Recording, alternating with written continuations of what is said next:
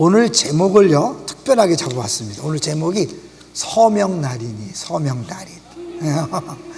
우리 이 한글 12선조에는 안 나타나 있지만 인도 거를 번역했다 그랬죠. 인도 그에 있는 영문을 보면 sign and seal이라는 그런 표현이 2번 나와요. sign and seal. 그거 결국 그것은 이제 영어로 서명하고 날인했다. 왜 언제 서명하고 날인하죠?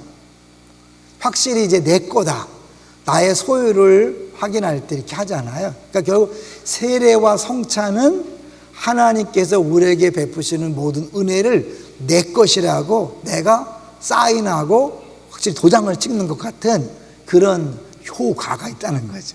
자, 이래서 오늘은 오늘 10번하고 9번을 읽어보려고 그래요. 10번하고 11번이 아니라 10번하고 9번을 또 다 나눠드렸죠. 자, 10번을 같이 먼저 읽어봅니다. 시작. 그리스도께서 세우신 성례는 세례와 성찬이라. 세례는 가지고 성부와 성자와 성령의 이름으로 씻음이니 우리가 그리스도와 병합하는 표적과 인침인데 성령으로 거듭남과 새롭게 하심과 주께 속한 것임을 약속하는 것이라.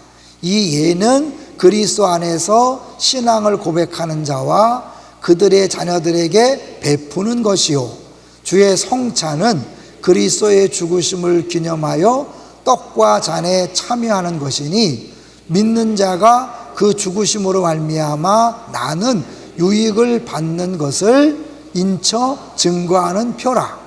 이 예는 주께서 오실 때까지 주의 백성이 행할지니 주를 믿고 그 속죄제를 의지함과 거기서 솟아나는 유익을 받음과 더욱 주를 섬기기로 언약함과 주와 및 여러 교우로 더불어 교통하는 표라. 성례의 유익은 성례의 본덕으로 말미암음도 아니요 성례를 베푸는 자의 덕으로 말미암도 아니요 다만 그리스도의 복주심과 믿음으로서 성례를 받는 자 가운데 계신 성령의 행하심으로 말미암음이다. 좀 어렵죠? 쭉 읽으면서 딱 떠오르는 게 몇 개 있어요. 이 결국 성례는 누가 세운 거예요? 그리스도께서 세우신 것이다. 그리고 그 성례를 통해서 우리가 은혜를 받는 것은 성례를 행하는 사람 때문도 아니고 성례 자체도 아니고 믿음으로 참여하는 사람들 가운데 역사하시는 성령으로 이것이 모든 은혜가 있다, 이런 거예요. 그러니까 이게 처음과 마지막이죠. 그리고 이제 이 10번 앞에 9번을 우리 지난주에 했는데 9번을 한번 읽어볼게요. 9번 시작. 하나님께서 세상을 창조하시기 전에 그리스도 안에서 자기 백성을 택하사 사랑함으로 그 앞에서 거룩하고 흠이 없게 하시고 그 기쁘신 뜻대로 자기를 확장하사 예수 그리스도로 말미암아 자기의 아들을 삼으셨으니 그 사랑하시는 아들 안에서 저희에게 두텁게 해주시는 은혜와 영광을 찬미하게 하려는 것이로되 오직 세상 모든 사람에게 대하여는 온전한 구원을 값없이 주시려고 하여 명하시기를 너의 죄를 회개하고 주 예수 그리스도를 자기의 구주로 믿고 의지하여 본받으며 하나님의 나타내신 뜻을 복종하여 겸손하고 거룩하게 행하라 하셨으니 그리스도를 믿고 복종하는 자는 구원을 얻는지라. 잠깐 멈추죠. 그리스도를 믿고 뭐하는 자? 복종하는 자는 구원을 얻는지라. 이거 절대 잊으시면 안 돼요. 그 다음에 시작. 저희가 받은 바 특별한 유익은 의가 있게 하신과 뭐예요? 칭의죠. 두 번째, 양자가 되어 하나님의 아들의 수에 참여하게 하신과 성령의 감화로 거룩해 하신 뭐예요? 성화죠. 그 다음에 영원한 영광, 영화. 믿는 자는 이 세상에서도 구원 얻는 줄로 확실히 알 수 있고 기뻐할지라. 성령께서 은혜의 직분을 행하실 때에 은혜 베푸시는 방도는 특별히 성경 말씀과 성례와 기도다.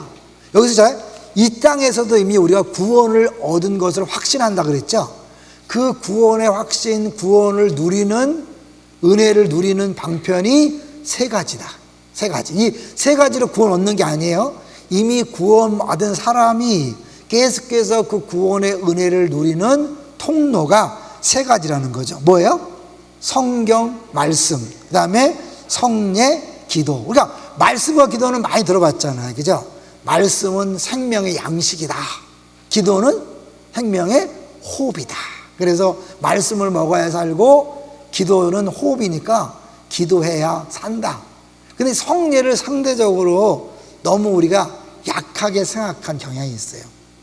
사실 이 배경을 보면 처음에 선교사님들이 한국에 왔을 때 우리 목회자가 없잖아요. 선교사님 수도 적고, 그러니까 성례를 행할 수 있는 능력이 없는 거예요. 사람 목회자가 없으니까. 그러니까 자연스럽게 성례보다도 말씀에 치중하는 목회를 하게 됐고, 그러다 보니까 이 원래 초대교회는 모일 때마다 성찬식을 했잖아요. 근데 그게 사실은 이 어쩌면 그런 역사적인 정황 때문에 성례를 좀 등한시했고, 그래서 우리가 신앙생활 하는데 많이 사실은 손해를 보는 거죠. 말씀과 기도와 동일하게 하나님이 주신 은혜의 방편이 성례예요. 근데 그 성례, 세례와 성찬이 아까 했던 것처럼 이 도장을 찍고 사인하는 것처럼 그거 참여할 때마다 아, 이게 내 거구나, 내 거구나, 나에게 주어진 것이구나 라고 그렇게 느끼는 거예요. 그러니까 이게 어마어마한 거죠. 때로는 말씀을 들어도 이해가 안 되고 은혜가 안 될 때 있잖아요. 그죠? 기도가 잘 될 때 있잖아요. 그런데 성례식은, 성찬식은 뭐예요? 그게 내가 먹고 마시면서 그건 뭐 특별히 이해 못하는 게 아니잖아요. 예수님이 나를 위해 살을 찌셨다, 나를 위해 피를 흘리셨다, 이제 그거니까. 그러니까 그렇기 때문에 성찬식만 제대로 했어도 신앙생활에 문제가 없었던 거예요. 그러니까 초대교인들이 그 성찬식 때문에 막 사자밥이 되고 십자가에 죽는 걸 두려워하지 않은 거죠. 왜요? 날마다 이 땅에 누리는 구원을 확신할 뿐만 아니라 이 땅의 삶이 마지막이 아니라 천국이 있고 재림이 있고 영원한 세계 있다, 그런 거니까요. 자, 그런데 이제 제가 그 제목을 정한 그것을 잠깐 보면요, 여러분이 개인적으로 한번 이 관심 있으면 한번 검색을 해보세요. 사인 앤드 실. 요게 이제 우리가 보통 서명이잖아요. 서명. 우리 아내 이름이 서명란이에요. 그래서 모든 서류에 다 있어, 우리 아내 서명란.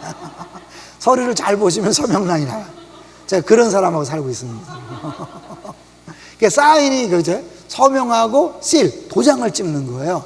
요새 한창 막 부정선거해갖고 난리 나잖아요. 왜냐면 분명히 서명하고 봉인을 했는데 뭐 글씨체가 달라졌다 막 이러잖아요. 근데 이게 그거거든. 사인하고 도장을 꽉 찍어서, 그래서 더 이상 누구도 변개하지 못하고 함부로 열지 못하도록 하는 거거든요. 그러니까 결국 이게 날이 도장하는 거야, 도장. 이거 빼고, 이거 뺄게요. 또 란자. 이거 너무 신경 쓰지 마세요. 서명 이름을 쓰고 날이 나는 건데, 그 인도 그 12신조에 보면 세례는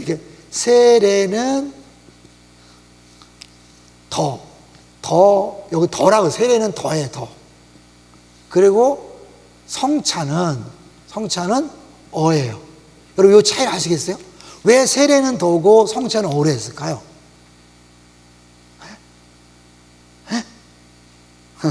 세례는 한 번만 받는 거예요. 세례 한 번만. 성찬은 매번 계속 받는 거죠. 그러니까 사실 세례를 뭐 은혜의 방편이라서 맨날 또 세례 받고 또 세례 받는 거 아니에요. 한 번만 받는 거예요, 세례는. 근데 성찬은 뭐예요? 매번, 매일, 식사 때마다 하기 때문에 어라고 하는 거예요. 대단한 거죠, 사실. 그런데 이제 우리 그 한글 번역에 보면 굉장히 그 어렵게 번역을 해놨어요. 잠깐 볼게요. 한글의 어느 부분이냐면 그 두째 줄, 우리가 그리스도와 병합하는 표적과 인치십니다. 그러니까 이거를 한국식으로 번역한 거예요. 이게 표적, 사인과 인치십니다. 근데 이게 사인 앤드 실은 영어 관용 표현이에요. 그래서 이거는 어디나 영화나 노래나 이런 문학 작품에 많이 쓰는 것이고, 또 이렇게 회사 계약을 할 때 쓰는 용어거든요. 근데 우리 참 그런 신기해. 그럼 이러고 우리는 한번 이렇게 해놓으면요, 바꾸면 큰일 나는 줄 알고 안 바꾸고 있어요, 지금까지도. 한국 사람들, 특별히 이 성경 영감설에 굉장히 그 믿음이 있거든요. 그래서 이런 것도 영감된 줄 알고, 영감된 게 아니죠. 근데 사인 앤드 실, 서명하고 날인했는데, 세례는 바로 그 서명 날인하는 거 내가 하는 거예요. 그러니까 왜? 결국 그 다음에 나오는 그 은혜를 내가 내 것으로 확정을 짓는 거죠. 그 다음에 성찬식도 매번 그 예수님의 살과 피를 먹고 마시는 그 은혜로 주어지는 모든 것들을 내 거, 매 순간마다 내 거야. 이건 바로 나를 위한 거야. 라고 이렇게 계속해서 확인하는 것이 성례식. 얼마나 좋아요. 그냥 말이 필요 없죠. 사실은 그래서 성찬식에 한 번 참여하는 것이 뭐와 같다 그랬죠? 100번의 설교를 듣는 것과 맞먹는다 할 정도로. 설교 다 뭐예요? 하나님이 여러분을 사랑해서 예수님을 보내시고 예수님이 죽으시고 부활했다는 거잖아요. 성찬식은 떡을 먹으면서 나를 위해 살을 찌셨어. 그가 채찍에 맞았고, 그 다음에 피를 흘리셔서 내 죄를 씻어주셨다. 얼마나 성경 66권을 그냥 이 떡하고 포도주로 그냥 확인하는 거죠. 그걸 매번마다 어떻게 해요? 도장 찍고 사인하는 것처럼 내 거야, 이건 내 거야, 나의 위기야, 그런 거죠. 자, 이제 한번 구체적으로 볼게요.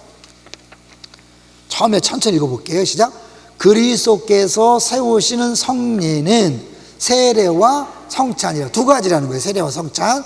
누가 세웠다고요? 예수님이 세우신 거죠. 세례는 물을 가지고 성부와 성자와 성령 이름으로 씻음이니. 그러니까 어떻게 해요? 예수님을 믿는 하나님의 사람 누구누구를 성부와 성자와 성령 이름으로 세례를 주너라. 기억나시죠? 그러니까 결국 삼위일체의 이름으로 씻는 거죠. 그래서 사실 이 물이라는 게요. 사실 이거는 성령이죠. 성령이 물과 성령으로. 그래서 어떤 사람은 물세례, 성령세례지만 학자들은 물이나 성령을 이렇게 바꿔서 쓸 수 있는 거죠. 그래서 사실은 생수를 얘기할 때 계속해서 물, 성령을 얘기하거든요. 그러니까 어떤 이 물은 씻음인데, 물로 씻는 거니까 씻음을 상징하는 거죠. 근데 씻음과 동시에 또 뭐예요? 죽음을 상징하는 거죠. 물 속에 집어넣어서 빠져 죽게 하는 거, 수장시키는 거예요. 그래서 물에 들어가는 순간 옛사람은 죽고 그 다음에 새로운 사람이 되는 거죠. 그러니까 이 세례라는 것을 물로 해서 씻는 거, 죄를 씻는데 그냥 조금만 닦아내는 게 아니라 완전히 죽여서, 옛사람이 죽어서 완벽하게 씻어주는 거죠. 새 사람이 되는 거니까. 근데 요것을 보여주는 것이 뭐예요? 홍해 사건이죠. 그리고 고린도전서에 보면 홍해 사건을 세례받는 것으로 이야기하잖아요. 어떻게 해요?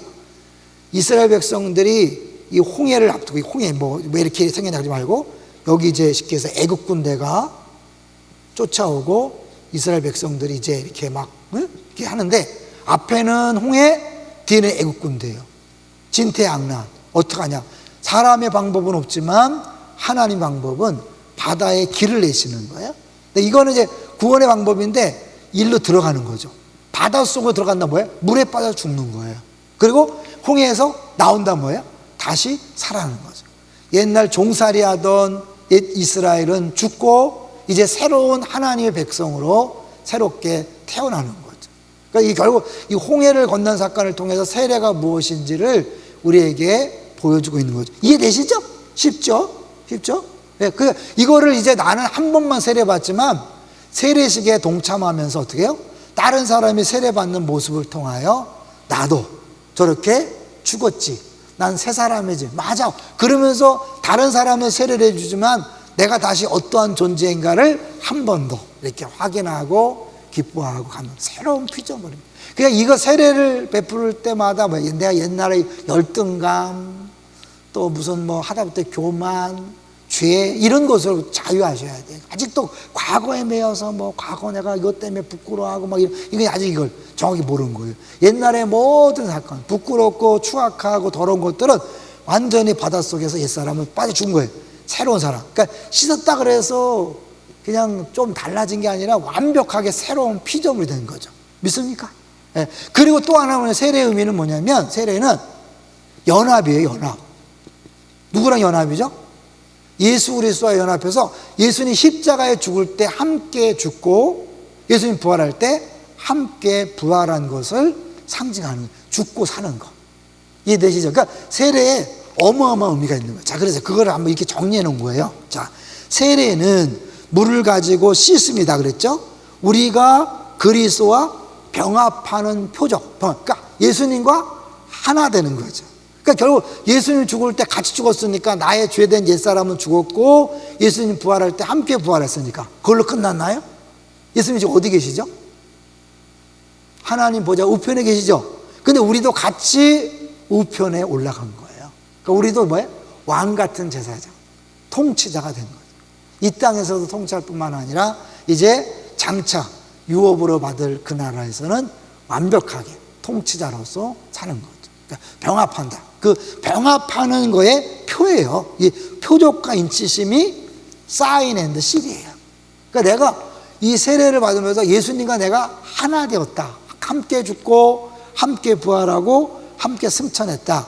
이것을 내가 뭐야? 확실하게 내가 사인하고 도장 찍으로 내 거야. 이건 내 거야. 난 그런 사람이야. 라고 하는 거죠. 그러니까 세례 받아야 돼, 안 받아야 돼요? 받아야죠. 이런 의미를 알면 받아도 되고 안 받아야 되는 게 아니라 반드시 받아야 되는 거죠. 예, 근데 인치심인데 성령으로 거듭남, 그죠? 거듭남, 다시 태어남과 새롭게 하심. 이전 것은 지나갔으니 뭐라? 새 것이 되었도다. 주께 속한 것임을 약속하시는 것이야. 그러니까 결국 내가 세례 받음으로 나는 이제 뭐야? 내가 아니라 주님의 백성이 되었다. 주님 것이 되었다라는 것들을 이제 보여주는 표기 때문에 그래서 사실은 세례를 목숨 걸고 받잖아요. 예전에 시베리아 불꽃이라는 작은 책자가 있는데 거기 보면 예전에 구소련 때 예수 믿는 사람들이 세례를 받으려는 걸 막 KGB들이 쫓아다니면서 못 받겠거든요. 그러니까 몰래 이제 그 얼음이 언 호수에 사람들이 모여서 세례를 받는데 KGB가 쫓아온 거예요. 나와는데 이 사람들이 목숨 걸고 세례를 받는 거야. 안 나오니까 이제 그 세례 받고 나오는 거를 머리끈을 잡고 당겼어. 이게 얼어버리니까 이게 당길 때 몽땅이 빠졌다. 끔찍하죠. 그러면서까지도 세례를 받으려고 했다는 거예요. 왜요? 어마어마한. 내가 직접 물속에 들어갔다 나오면서 이제 확실하게 나는 새로운 사람이 되었다는 것을 모든 사람 앞에, 이거 뭐예요? 모든 사람 앞에 공포하는 거잖아요. 서명하고 난 이런 사람이에요. 도장을 딱 찍어서 누가 뭐래도 나는 하나님께 속한 사람, 예수의 사람이 됐습니다. 이런 거니까 세례를 적당히 생각할 수 없는 거죠. 자, 그 다음에 이제 이 예는 그리스도 안에서 뭐예요? 신앙을 고백하는 자와 그들의 자녀들에게 베푸는 것이다. 왜 이 말이 나왔을까요? 유아세례.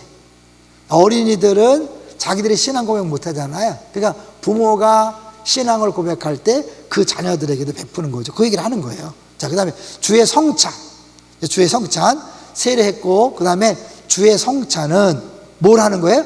그리스도의 죽으심을 기념하여 떡과 잔에 참여하는 것이다. 그리스도의 죽으심을 기념한다.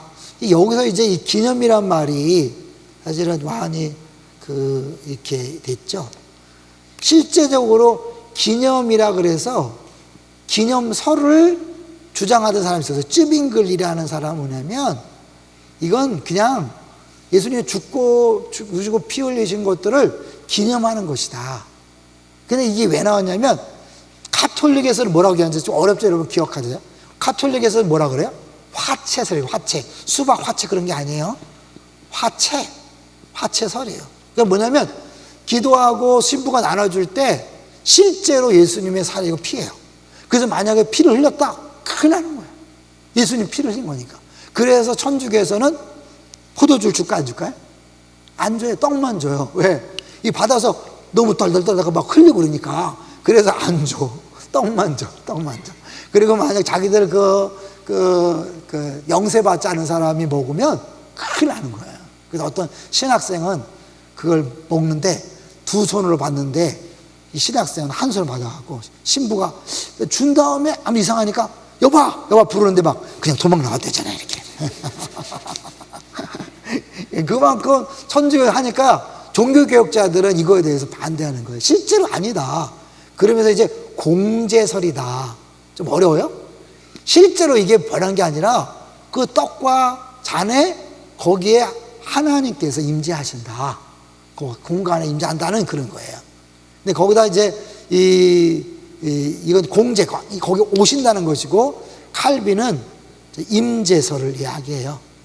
좀 어렵죠. 이거는 이제 루터가 한 것이고, 왜냐하면 이 천주교가 너무 살과 피를 막 그 의식에 너무 집중하니까 그건 아니다. 그건 아니지만 실제로 주님이 그런 성찬회를 통해서 함께 하신다. 그러니까 은혜를 받는 것이다. 근데 이제 이 칼빈은 실제로 임재하는 것이다. 그런데 누가 임재하냐면 성령이 임재한다. 성령이. 웨슬레, 감리교 장사는 웨슬레는 똑같이 임재설인데 웨슬리는 예수 그리스도가 직접 임재하신다. 요 차이에요, 차이. 똑같이 임재하는 건데 칼빈주의는 성령께서 임재하시는 것이고 웨슬리는 예수 그리스도가 임재하는 것이다. 라고 이렇게 해서 이렇게 이제 좀 차이가 있어요. 그래서 이제 우리는 칼빈을 따르는 거죠. 이제 주님께서 임재하시는 것이다. 이제 그 다음에 이제 볼게요. 그 다음에 이 기념하여 떡과 잔에 참여하는 것이니 믿는 자가 그 죽으심으로 말미암아 나는 유익을 받는 것을 인처 증거하는 표라. 요가 인처 증거하는 표라가 요걸 해석한 거예요. sign and seal. 그러니까 결국 우리는 성찬에 참여할 때마다 뭘 확인하는 거예요? 여기 다시 어디죠? 그의 죽으심으로 말미암아 나는 유익을 받는 것. 그러니까 예수님의 죽으심으로 얻는 모든 유익들을 내가 이제 성찬을 먹고 마시면서 뭐야? 이건 나를 위해 죽으심이고 나를 위해 피 흘리심이고 난 그래서 구원받았고 새롭게 되었고 이제 새 생명 얻었다. 이런 것들을 그때마다 또 한 번 도장 찍듯이 쌓이로 도장 찍듯이 이건 내 거야. 바로 내 겁니다. 그렇게 하는 거예요. 이해되시죠? 어렵지 않죠? 인처 증거하는 표다. 이렇게 우리가 해석을 해놓은 거예요. 자, 근데 이제 그러고 나서 뭐야? 이 예는 어떤 예죠?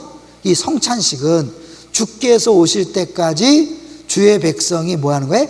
행할지니 주를 믿고, 이제 그 다음에 그리고 쭉 그거에 주를 믿고 그 속죄제를 의지함과 예수님이 나를 위해서 죽으시고 부활하는 걸 믿고 그 속죄제 왜 죽으신 거예요?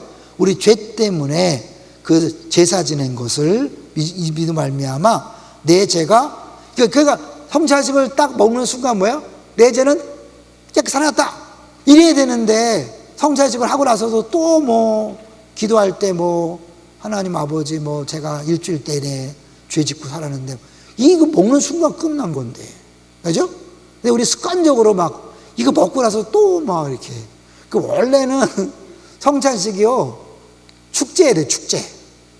근데 우리는 1년에 한 4번밖에 안 하니까 그렇게 너무 몰아서 예수님의 죽으심을 너무 1년에 4번밖에 생각 안 하니까 몰아서 하다 보니까 분위기가 그랬다는 거죠. 원래는 뭐 매번 뭐 할 때 뭐니까 어때요? 딱 먹는 순간 막 할렐루야 자유 I'm 자유 난 제사함 받았다 깨끗하게 되었다 주님이 나를 또 구원하셨다 할렐루야. 그러니까 성찬할 때마다 힘이 나는 거죠. 그래서 그 바포 사역하는 그 팀들 있죠. 그 팀들은 이제 바포 사역을 한 다음에 꼭 끝날 때 성찬식을 한다잖아요.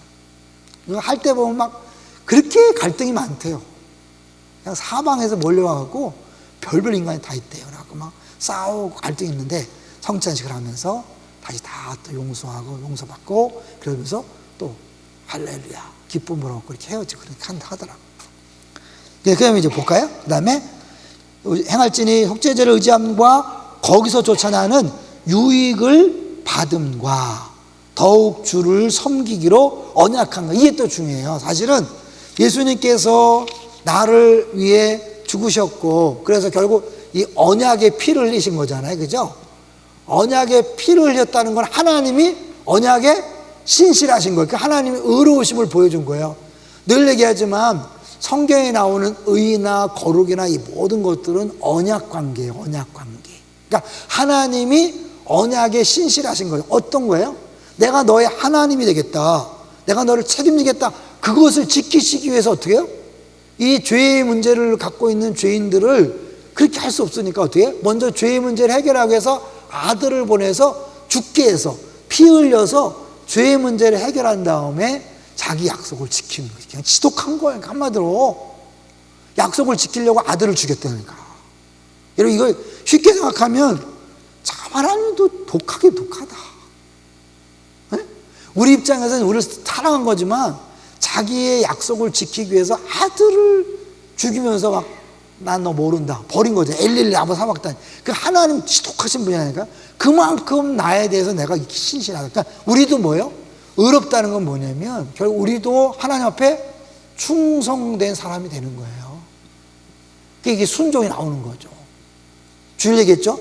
이 순종은 하나님에게 순종인데 하나님의 순종이 결국 뭐예요? 우리의 모든 부부관계, 부모 자식 간의 관계, 종과 주인의 관계, 나라 모든 인간관계 뒤에 주님이 주셨다 생각하고 우리가 순종하는 거죠. 그래서 사실 예수 믿는 사람이 진짜 이걸 안다면 좀 부드러워야죠. 말랑말랑해야 되는데 싸납고 거칠고 막 들이받고 막 그런 사람들은 이게 아닌 거죠. 이게 뭘 모르는 거예요. 이 식과 이게 내가 성찬식을 하면서 다시 한번 내가 언약에 충실하겠다 이렇게 하는 뭐냐면 하나님이 나에 대해서 그렇게 한 것처럼 나는 이제 뭐예요? 100% 그분을 왕으로 섬기고 주인을 섬기고 백성답게 살겠다는 거잖아요. 동의하세요? 그러면 그런 사람들이 사실은 어떻게 사회에서 막 싸우고 다투고 막 비판하고 그러겠어요. 이걸 모르니까 그냥 우리는 끊임없이 막 다투고 갈등하고 그러잖아요. 나도 100% 하는 건 아닌 거 아시죠? 그러면 이제 다시 성찬할 때마다 또 정신을 그래 맞아 내가 또 예수님이 나를 위해 피를 흘리는데 뭐예요? 아버지가 약속을 지키기 위해서 아들을 죽였어. 우리는 사실 성찬할 때마다 어떻게 보면 한편으로 막 처절해야 되는 거예요. 그 정말 처절한 아버지의 사랑. 그걸 하면서 왜?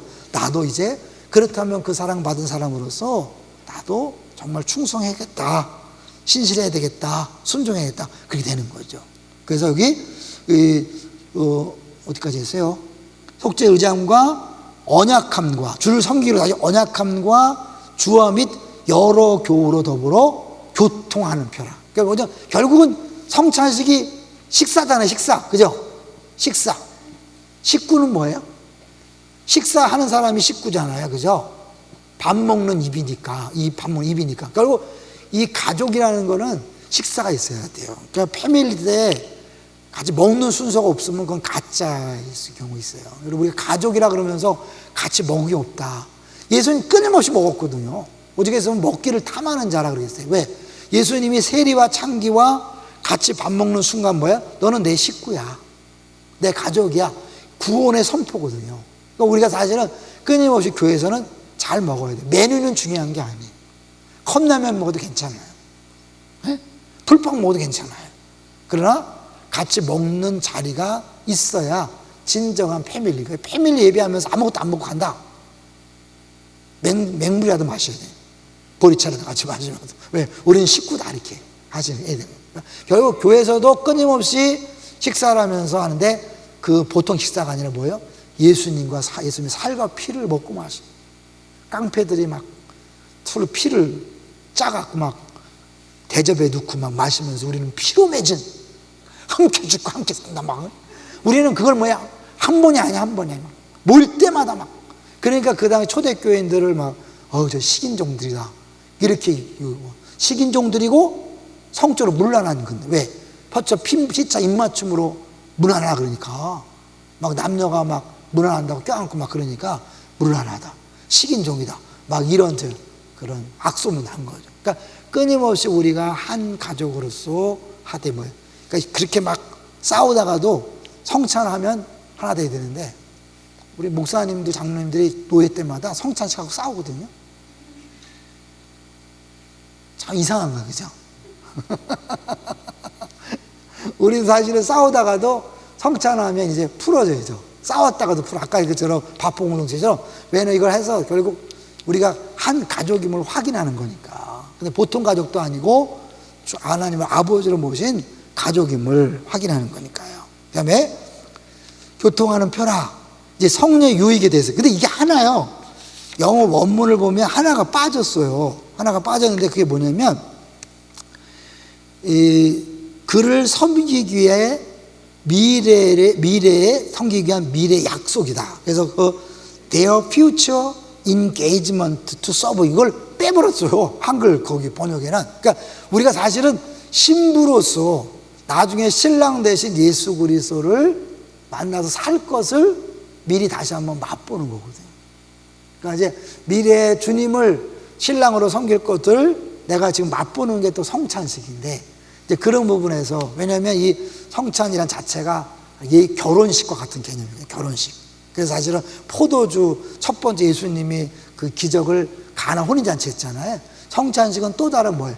이 결혼식 잔치를 미리 예표하는 거거든요. 결혼 잔치. 그러니까 결국 이 성찬식은 미래의 혼인잔치를 내가 경험하는 건데, 그 부분을 빼놨어요. 참, 저도 이렇게 공부하다 보니까 이게 인도의 것을 그대로 번역했는데, 이 부분은 번역하기가 아마 어려웠던 것 같아요. 빼인 것 같아요. 그게 굉장히 중요한 거죠. 성찬식이 천국 잔치를 미리 맛보는 것이다. 그런 거니까요. 자, 이제 마지막으로 보면 성례의 유익은 볼까요? 같이 읽어볼게요. 시작. 성례의 유익은 성례의 본덕으로 말미암도 아니, 뭔 얘기예요?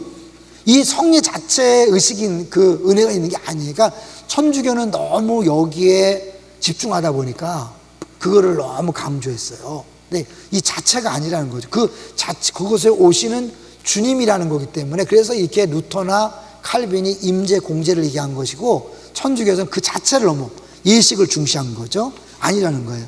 그 본도로 말미암도 아니요. 그 다음에 성례를 베푸는 자의 덕으로 말미암다. 우리 제일 한국 사람들이 약한 게 뭐냐면, 담임 목사가 꼭 집례를 해야 되잖아. 네? 부목사가 하면 뭔가 좀 부족한 것 같고 2% 아니라는 거예요. 설교도 담임 목사 할 때와 부목사 할 때가 다르다, 이렇게 느끼는 자체가 뭐냐면 여기 어긋나는 거예요. 설교 자체가 아니라 그 설교 속에 성령께서 역사하는 거잖아요. 아시겠죠? 그러니까 신앙생활에 여러분이 나도 모르게 우리 한국의 이런 양반 문화, 심지어 불교 문화가 뭐예요? 큰 스님, 작은 스님. 네? 꼭 담임 목사가 와야 큰 스님이 오는 생각을 해갖고 담임 목사가 와야 된다. 그 불교죠. 기독교는 그거 없어요. 그래서 엄밀히 말하면 부목사랑 호칭도 없는 거예요. 다 목사지, 같이. 목사. 목사는 잘하려면 먹사, 이렇게 잘 먹어요. 잘 먹어요. 왜냐면 잘 먹어야 되니까. 자, 이제 그 다음에 계속해요. 믿음으로 그리스도의, 아니요, 다만이야. 그리스도의 뭐예요? 복 주신 거야. 예수님께서 복 주기 때문에 은혜가 있는 거죠. 믿음으로써 성례를 받는 자 가운데 계신. 그러니까 우리가 믿음으로 참여하지 않으면 은혜 없는 거예요.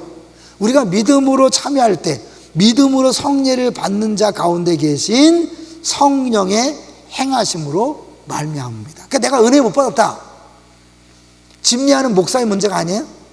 내가 믿음으로 참여하지 않았기 때문인 거죠. 아시겠죠? 믿음으로 참여하면 반드시 성령께서 은혜를 주십니다. 할렐루야. 그러니까 여러분이 성찬이나 세례식 때 여러분이 정말 믿음으로 참여하면 그때마다 은혜가 있는 거예요. 그러니까 뭐 분위기 문제가 아니에요. 어떤 음악을 사용하느냐, 누가 집례하느냐, 어떤 분위기냐, 그건 아닌 거예요. 가짜예요. 진짜는 뭐예요? 눈에 보이지 않는 예수님이 그 자체를 내가, 주님이 하라고 명령했고 내가 함께 나올 때가 하라고 했기 때문에, 하나님이 주님이 명령했기 때문에 주님은 그 예식, 그 성례를 베푸는 그 자리에 늘 함께 오시는 거죠. 할렐루야. 그런 면에서 사실은 우리가 더 기쁨으로 기대감 가지고 참여할 필요가 있는 거죠. 그러니까 사실 딴 때 빠져도 성찬식 할 때 빠지면 그건 제일 미련한 거죠. 딴 때 안 나와도 성찬식 때는 그냥 목숨 걸고 나오셔야 돼요. 왜? 그 자체에 은혜를 주시는 방편이니까요. 믿습니까? 네. 그러니까 여러분이 먼저 깨닫고요, 자녀들이나 초신자들 다음 세대에게 알려주셔야 돼요. 이게 그냥 보통 우리 보통 너무 설교에만 집중하니까 설교의 은혜를 받았니 안 받았니 하는, 그게 아니에요. 이 성례 자체에 어마어마한 은혜가, 제 얘기 아닌 거 아시겠죠? 여기 나와 있는 거예요. 12가지의 믿음의 가장 정확한 줄인 내용이니까 이것만 정확히 알아도 신앙생활인데, 우리 이거 말고 딱 엉뚱한 잘못된 지식을 가지고 할 때가 많이 있어요. 그 성찬식에 대해서도 이거 엉뚱한 거 다른 거 갖고 막 기도 찬주교식으로 하는 경우도 많고 그런데 아닌 거죠. 근데 이 배경을 보면 왜 종교개혁자들이 저걸 강조했는지 알 수 있는 겁니다. 자, 이제 결론적으로 같이 나눠보려고 합니다.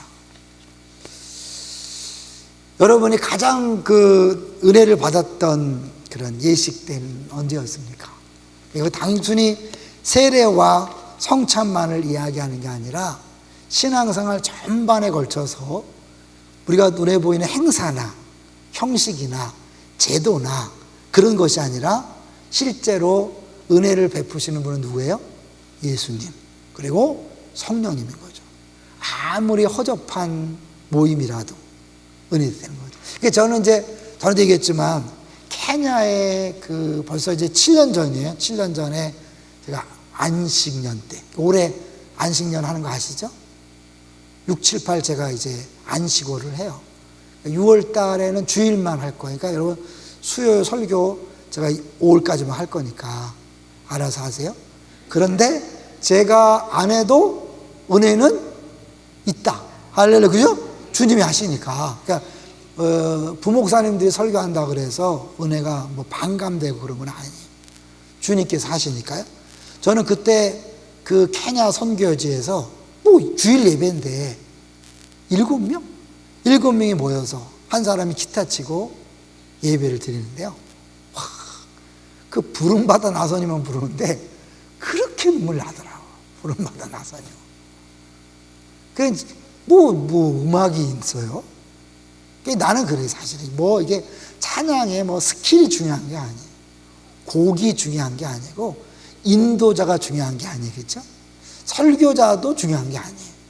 성령께서 역사하시면 놀라운 은혜가 임할 줄로 믿습니다.